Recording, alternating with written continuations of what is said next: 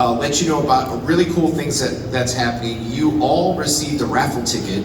So Mike here is going to be drawing while Emily is speaking, and we're going to raffle off one of these items. The rest of them that, if you don't get selected, they're going to be at your table, correct? Yes. So you can purchase these one-of-a-kind art pieces, so it's exclusive to this. So let me just a snippet of sure. history. So Mike and I go way back. We've been friends for a few decades, and he's a wonderful artist. And I wanted to do something special for the season 3 wrap gift. And one of the ways that I had spent a lot of my downtime in between setups, because there's a lot of time to kill when you're on a show like The Mandalorian, and there's so many technical things going on.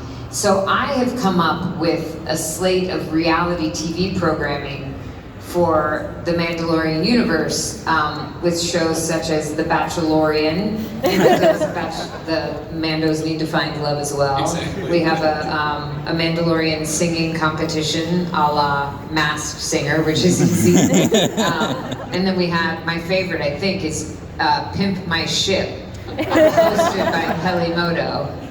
And so Mike came up with he drew a poster, kind of like you would see in the old TV guides for all 3 of these, and it said it was for Disney Plus coming this fall. And it was just so wonderful, and Mike lives not too far from here, so that's why we get to play together at this show. And I just want to watch him. Yeah. So that's why Mike is here today. The end. So talk about being a part of this big Star Wars universe. I mean, did you ever imagine when you're starting your acting career that you would have the opportunity to be a part of this big cinematic universe? Of course not. No. I mean, when I was a kid, I used to play Ewoks in the backyard, and Star Wars was always a part of my imaginative life. But it seemed really random to ever think, oh, maybe I'll be in Star Wars one day. Especially because of the unique things that I have done that have contributed to me getting to be the armorer. When I was doing mask work in my theater classes in grad school, I had no idea that would someday contribute to this character that I'm playing on a television show that's set in outer space. And I love that. I love that life happens that way, that we train in different ways, we have different preparation, and then these wonderful opportunities come along, and we may be uniquely prepared for them and get to have a lot of fun. Yeah. Talk about the difficulties of having to act with the mask. Like, is a lot of the dialogue ADR'd, or is it all kind of natural? No, we record everything while we're shooting the scene. We all have mics in our helmets. Well, no, that's not entirely true. I have a mic in my helmet because a lot of the people who are in the suit are not the same people that do the voice. And so we record it all while we're shooting the scene, but then we do also do ADR, which for those of you who don't know is additional dialogue recording. And usually that kind of thing is really a pain in the butt, because when you go, as an actor, when you go and you have to do this ADR, you're watching yourself up on this big screen, and you're just standing there in front of a microphone, and you have a little clip-on mic, and you're trying to remember what was going through your head in that scene, and what emotions you were feeling, and then you're having to match your whatever you're saying to the mouth movement that you had at the exact timing on that screen, and it feels so artificial and it's so weird. But when you're wearing a helmet, it doesn't matter. And it turns out you can say anything you want. So those wind up being really fun, because I'm in the booth, and then and there will be a few people on various screens who are part of that recording session. And sometimes we'll have different lines that we want to try in a scene, and so I'll record different versions of a scene, which also means, like I was saying to Carl before we got here, I was like, I have to make sure I've watched this week's episode, because I need to make sure that I'm not saying something that didn't actually happen in the episode when I'm talking about it, because for some of it we record different versions of things, and I might reveal something I'm not supposed to. One of the things, my wife and I this week, we watched the new episode that was directed by Carl. The one thing that we kind of noticed was that growing up watching the original Star Wars, it was Princess Leia pretty much as far as female characters go. How does it feel representation-wise to have now like several like badass women basically on this show?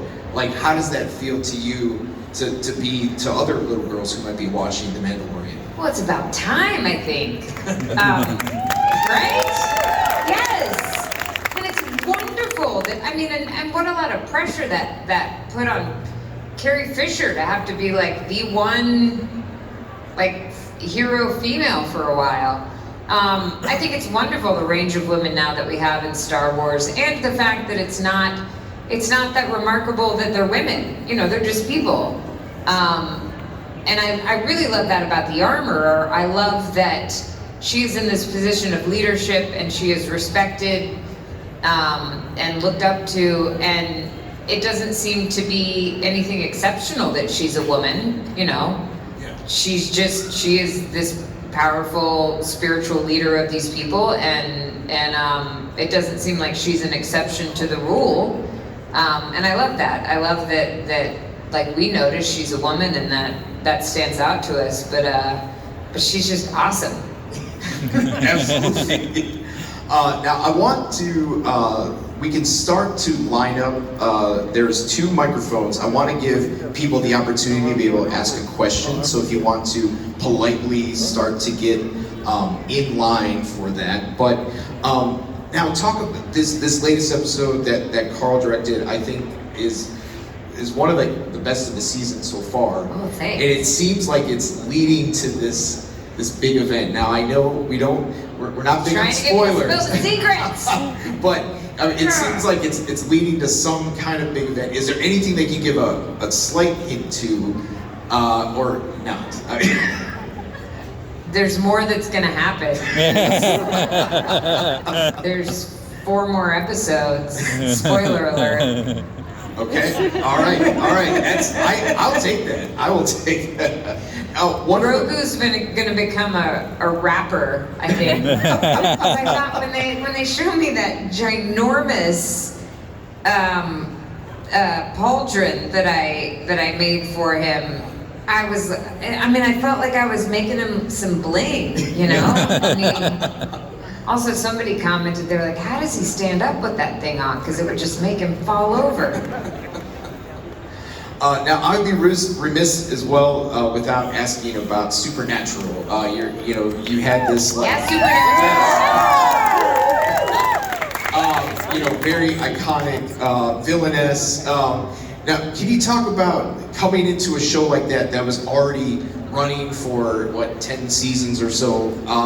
What is that like to be kind of put in there when everything's already that world's been kind of established? Yeah, you never know what you're going to get when you go into a long-running show like that. It's sort of like being a transfer student at a new school. And you don't know what to expect, because sometimes people have been doing a show for a long time, and while they are very grateful to have the work and to be there, they're not that excited about it anymore, and so it might just be like, okay, here's how things are done. We'll slot you in and do what you're supposed to do.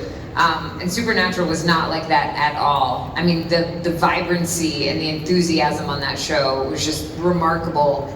And the camaraderie on that set, amongst the cast, amongst the crew, the producers, everybody brought so much generosity to it and such playfulness. And thank goodness, because there was some crazy stuff that happened in the script. So you really needed a more light-handed touch off camera. And Jared and Jensen and everybody, you know, they said, okay, what do you want to bring to this character? Like, who do you think she is? It wasn't, this is what you need to do with this character. This is who you need to be. And that was so refreshing and exciting.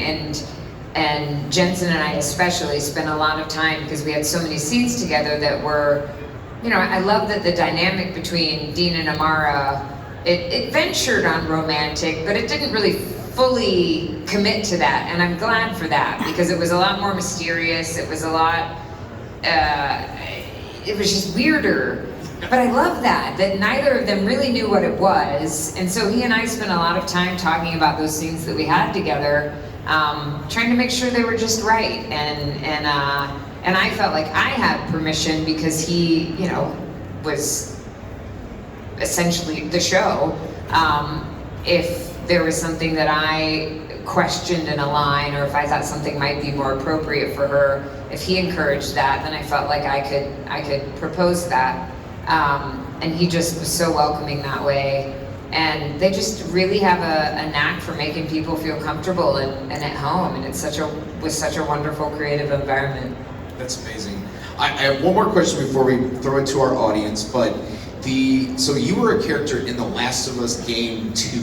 Yes. And I know it's been renewed now for season 2. Is there a potential that you will get to star in season 2 of that? From your lips to HBO's ears. I hope so. I have been asked this in so many interviews lately, and I would love to. I mean, I feel like Pedro and I have now been in The Mentalist together. We've been in The Mandalorian together. We need one more. So why not? Right?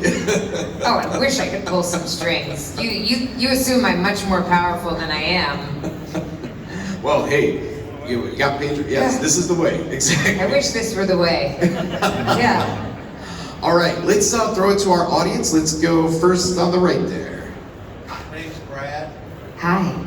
I've been a big Star Wars fan since the beginning, and I'm glad to see it's finally gotten back to the good stuff. I thought it kind of lost it, and I was wondering how you feel about being in Star Wars at this point and this part of the timeline.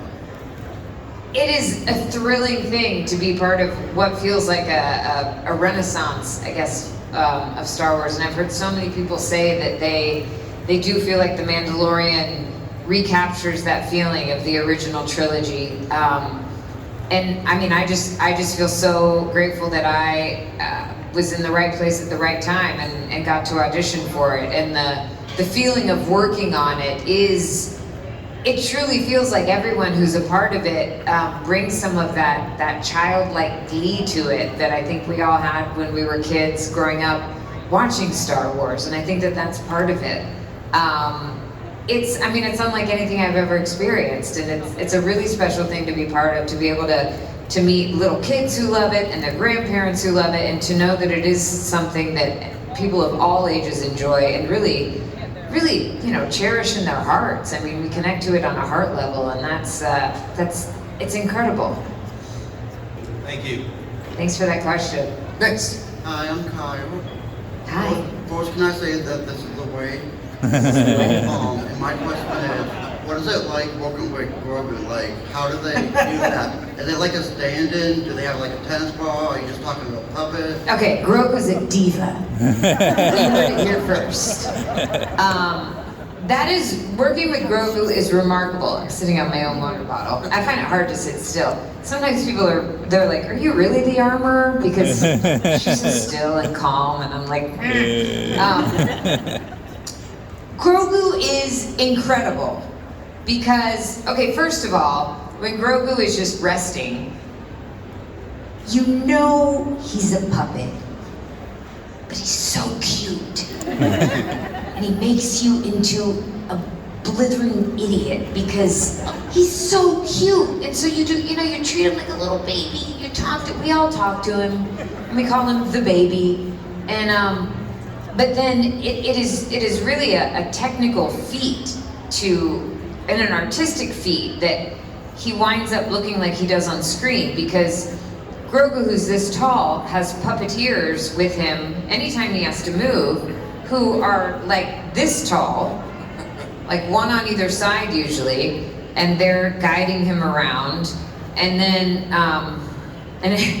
I get particularly amused because there's this one guy, Mike, who most of the time, if Grogu's like sitting on something or, and you know, he needs to be moving, Mike is like crouched over in a corner. Mike is huge, or he's like lying on the ground behind a table or behind a couch. And I always say he's like the drunk guy at the party who passed out. But he's back there manipulating Grogu, and then there's people who are on remote controls who are controlling his eyes and his ears, and all of those people work together to produce this, I mean, you've seen it. It's masterful, and it's so lifelike, and it's just, it's beautiful and hilarious and so sweet. And it can be a little tedious working with him because it takes a long time. But then getting to go from that, watching it while you're shooting it, to seeing what it looks like on screen is just, it's such a hoot. I love it. Thank you very much. Yeah. All right, next. That was one of the things I wanted to ask about, so thank you so much for asking. But, Good job, good job. I wanted to ask about your character. I feel like in the beginning of the show, you were this master craftsman, and then we realized, oh, the armor is a really cool warrior. And in the most recent episode, you're almost like a teacher to Grogu. So I wanted to know, what do you as an actress think the role of the armorer is? Well, she changes for me too as I get more information. From the start, I thought of her as, I mean, I was told she was a leader of this group of people. I've always thought of her as a mentor to Din Djarin. She, with their arc in season 1, it felt to me like she was a little bit like his Obi-Wan. You know, she was guiding him on his journey, gently suggesting, not ever really forcing him to do anything, except in that last episode when she finally, you know, she said in no uncertain terms, you are a clan of 2, like you gotta watch out for this little guy. And I've loved seeing the different layers that they're adding to her.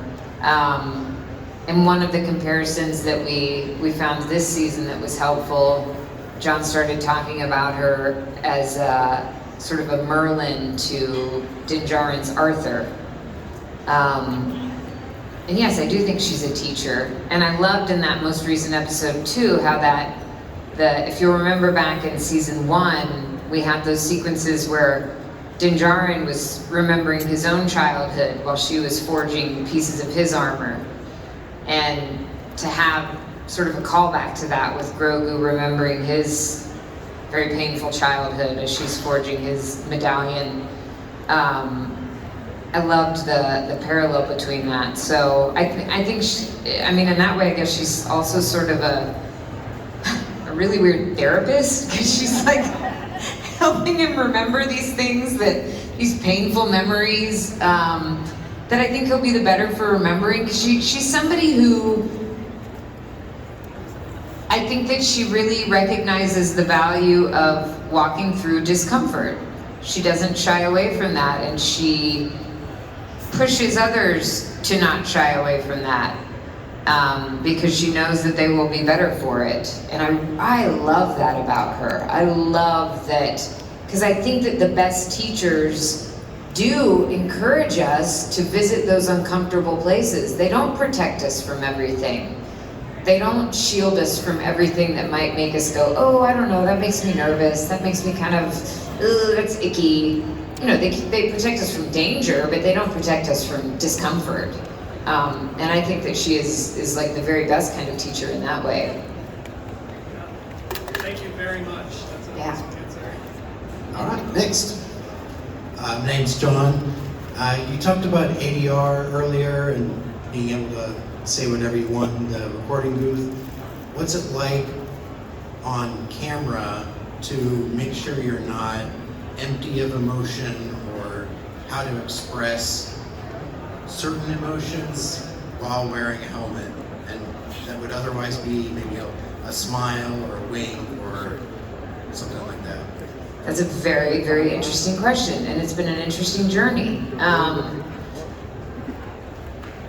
It has definitely forced me to simplify and trust a lot more.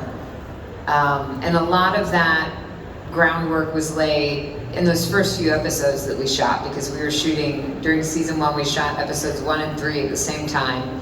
And Deborah Chow and Dave Filoni were directing those. And for all of us who were in this armor, it was really an experiment on the go to see what played and what didn't, especially on camera, because I had done mask work on stage, but when you're on stage, the audience gets to see your entire body the whole time. So you can't use your face, but you do have,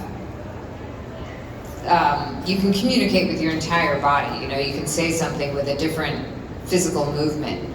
And when you're performing on camera, you don't know at any given moment when the camera will be focused on you, and you don't know what part of you it's going to be focused on. So it's a lot more limited. And every little gesture plays bigger, so you might unintentionally, you know, be really distracting without wanting to be. So there was a lot of give and take between myself and the directors to find out like where the kind of the good juicy area was for the armorer.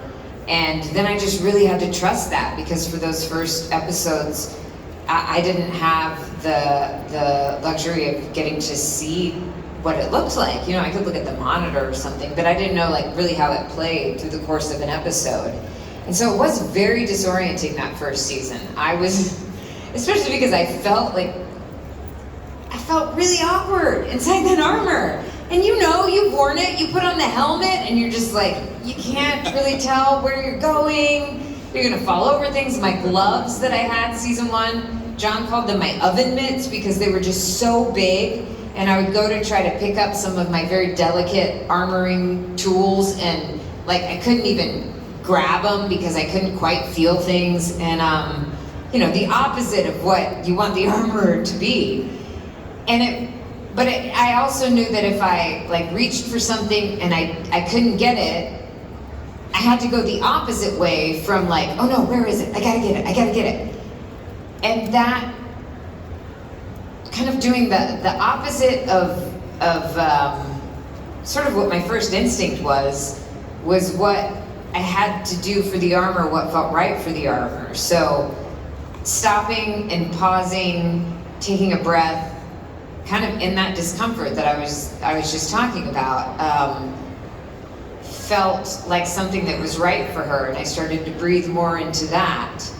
And I had to really just trust that whatever it is that I was feeling would come through, and what I was thinking would come through. And it is I think a gift also that we often wonder exactly what the armorer is thinking. You know, we don't know all the time, which is one of the things that I think we enjoy about her, that I enjoy about her, because sometimes I don't even know for sure if she knows.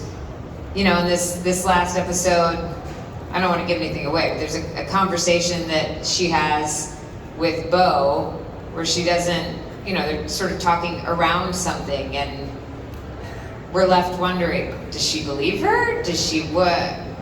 Who knows? And I don't know if I want to know.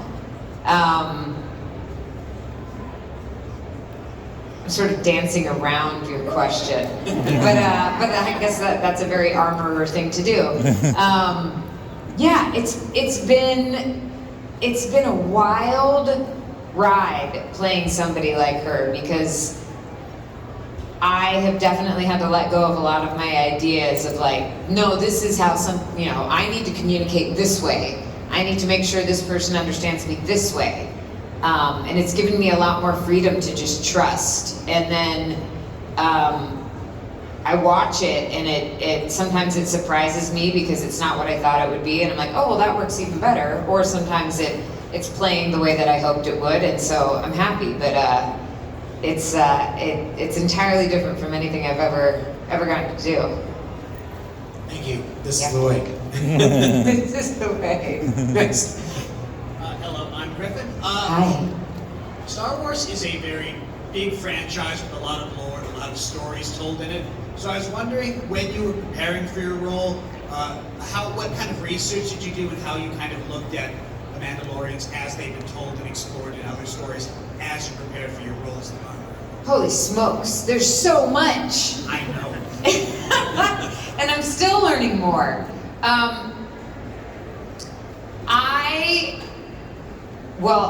I got so overwhelmed when I first started trying to research it because there is so much, and I wasn't sure how deep down the various rabbit holes I should go. So I definitely had to get into Clone Wars, and because I hadn't watched the animated shows, so I had to brush up on those. And then, fortunately, because we had Dave there, I could just go straight to the source. And I said, what do I need to know? Because I also realized that as I was, trying to immerse myself in all of it, I was getting distracted by so much. And because there wasn't that much that they were telling me about the Armorer, I was starting to wonder, like, well, maybe she's connected to this, maybe she's connected to this, do I need to know about this? And a lot of it was just not useful for the purposes of playing the character. It was very interesting, it's awesome, but I needed to know what do I need to know for the Armor? So I just went to John and Dave for a lot of that and asked them, what was essential for this. And for example, when I got that episode of the Book of Boba Fett, when they sent me that script and I was revealing all of this new stuff and referencing some of the older canon, I got on a Zoom call with them and said, okay, I really want to be clear about what do we already know and what is new information that I'm presenting, and what is the Armorer, what groundwork is she laying for future things to be revealed, so I could be very clear on that. So I usually go to them to find out what is most important to know, because as you said, there's just so much, and it just sends me on a very scattered goose hunt. A fun goose hunt, but Thank you, and I guess thank you for falling down a Wikipedia rabbit hole. Next. Hi, my name is Dean. First of all, this is the way. this is the way, Dean. And second, when did you decide to become an actor? When did I decide to become an actor? That's a good question, because I was acting and performing for a long time before I decided to do it professionally, because I started singing first when I was really little, because my parents both love music, and then I did plays in school, and I did like sketches and like acting stuff at my church. That's where I knew Mike from. We would come up with sketches, and I kept doing musicals and plays all through college, and I took acting classes, but I never knew I wanted to do it as a profession, mostly because I was interested in a lot of things, and because there just wasn't anybody in my immediate circle who had done it professionally, so it didn't seem like a possibility. And so I was in college and I was majoring in something else, but I was taking acting classes and I was doing plays, and one of my acting teachers saw how much I loved it, and he said, well, have you thought about doing it professionally? I think that you should pursue it if you love it that much. And he said, and I think you would benefit from doing more focused training, because I also knew at that point that there were plenty of roles that I had attempted that I didn't feel quite equipped for. And I wanted to have more tools in my tool belt. There were some things that I could do just based on my instincts and stuff that I had observed throughout my life, but then there were other more challenging things that I just didn't feel like, I wanted I just wanted more tools. And so after undergrad, I went to a graduate acting program at New York University. And I haven't ever looked back from that. I started acting in New York City after that, and then started working in LA a little bit, and going back and forth, and now I'm mostly in LA, and I love doing theater still, and I go back and forth between theater and TV and voiceover and a little bit of film and sometimes video games, and it's been a wonderful adventure. Do you think you might want to be an actor? Maybe. You got time. You can figure it out. Thank you. Thanks.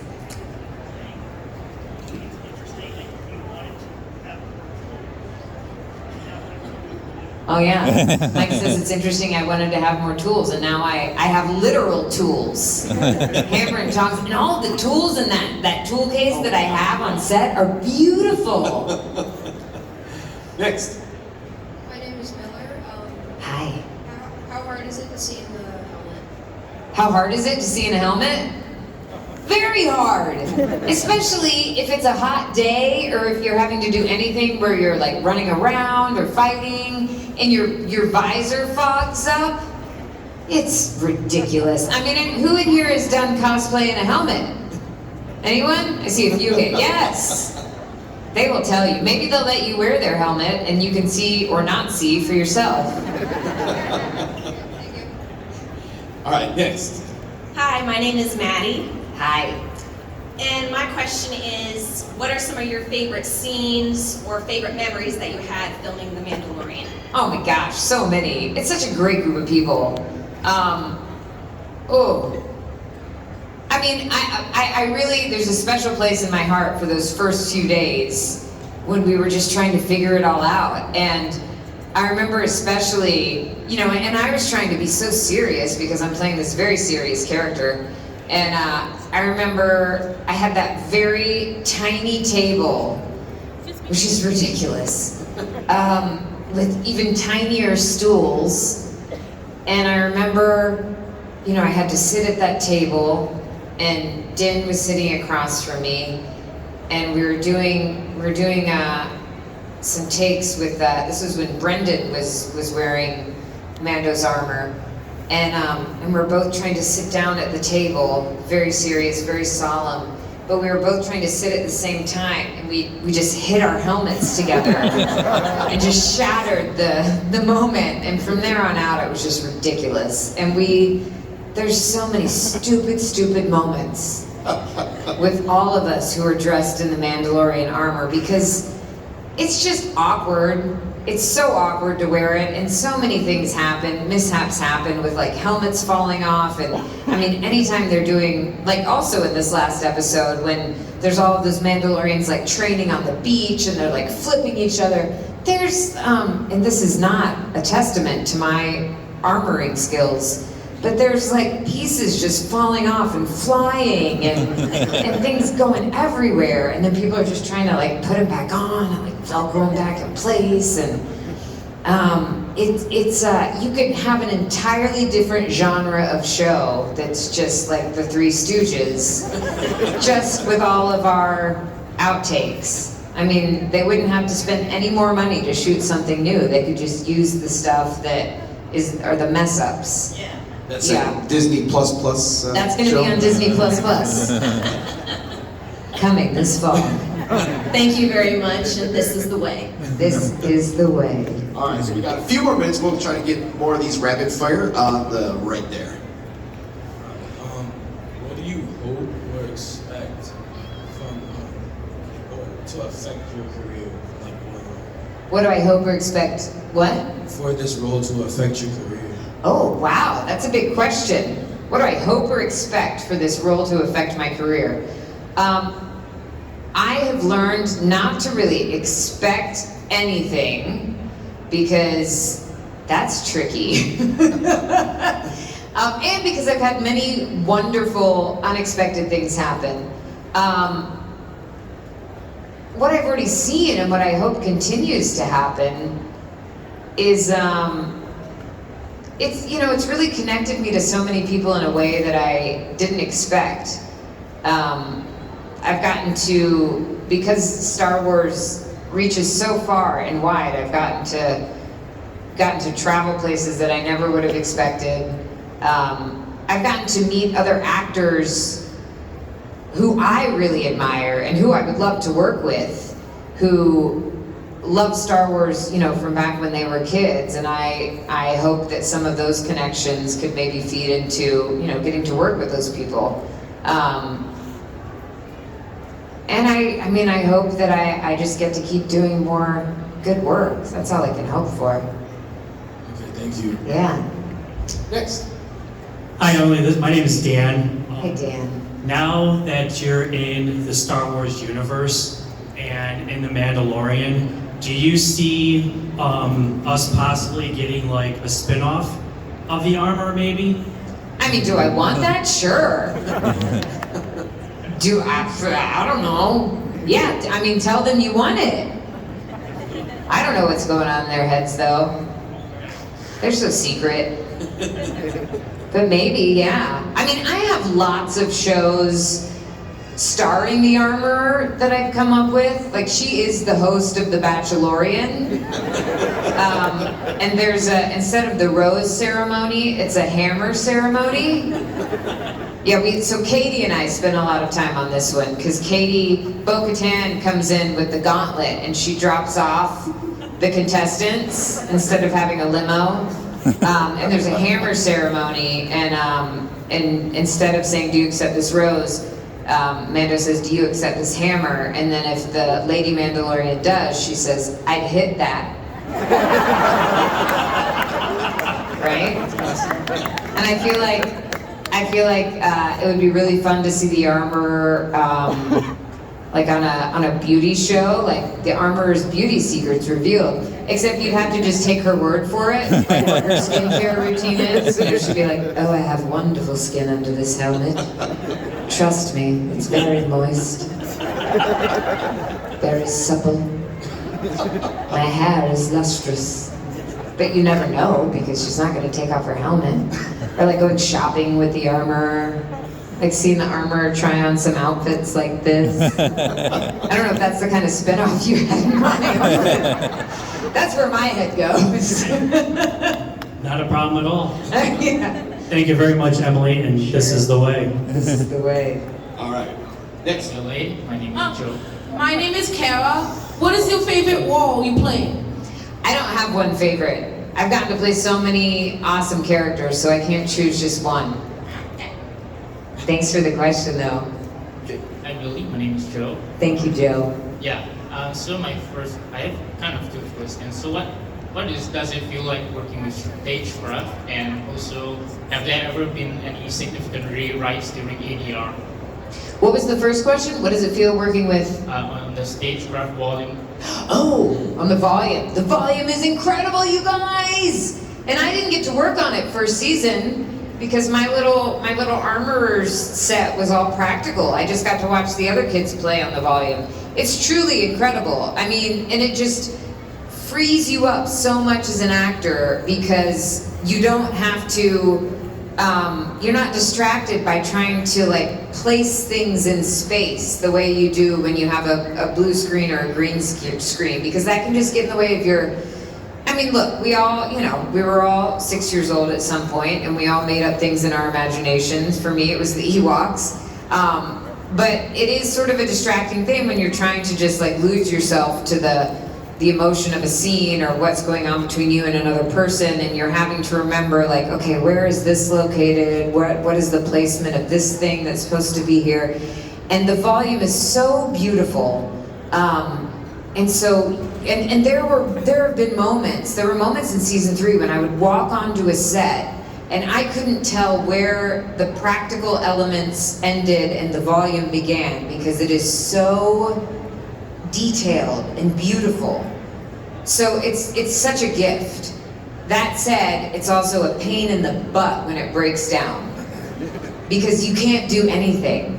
And so, I mean, there were times when we would just, I think there was one time when we were like for 4 or 5 hours, we were just hanging out where they were trying to like get the computer program to work right. And, you know, we spent time making up reality TV shows. Well, we are at the end of our time, so I want to get, like, let's give Emily a big, this is the way. Oh, wait, hold on, I want to record it. Okay. Once she's ready, we'll do it on the count of 3. All right, I'm ready. All right, 1, 2, 3. This is the way. Yes, that was excellent. All right, so grab your raffle tickets. Now you're going to have the chance to get one of these things that Mike has drawn. These are. Oh my gosh, you've he's been busy. Yeah, he's been going really fast here. I like my tiny table. Oh, another idea is, so Katie and I have decided that Bo-Katan and the Armorer need to host a show like Jada Pinkett Smith's, Red Table Talks? So they're gonna use Bo and the Armorer are gonna use the tiny table, and they're gonna have tiny table talks. Okay, so Emily's going to pull, and then you have your choice of one of these amazing drawings. Where do I pull from? Right over here. Oh, hi. Oh, excellent. And Mike's going to sign it for you as well.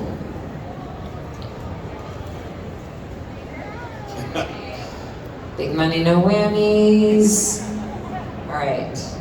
This is ticket number 977317. Oh my God, that's me. Nice, congratulations. We got a Mando winner. I did not make his armor, for the record.